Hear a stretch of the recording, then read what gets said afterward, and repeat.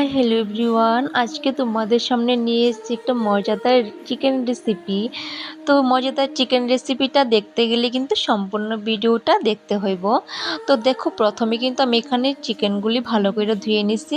আর chicken ধোয়ার পর এখানে দিয়ে দিচ্ছি আমি বাটা মশলাতে দিছি কিন্তু আদা, পেঁয়াজ, রসুন, তারপরে শুকনো লঙ্কা, কাঁচা লঙ্কা। তারপর এখানে দিচ্ছি ধনে গুঁড়া, জিরা গুঁড়া, গোটা রসুন, তারপর আলু। আর এখন লবণ, হলুদ দিয়ে সেটা একটু তেল দিয়ে ভালো করে এটারে মেরিনেট করে নিতেছি। তো মেরিনেট করার পর কিন্তু 10 মিনিট রেস্টের জন্য রাখা দিমু।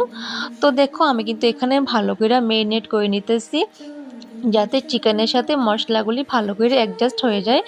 তো দেখো, এখানে সবগুলি একসাথে ভালো করে মেরিনেট করে নিতেছি। তো তোমরা এভাবেই কে কে রান্না করো আমারে কিন্তু অবশ্যই কমেন্টস করে জানাইবা। তো দেখো, আমি এখানে ভালো করে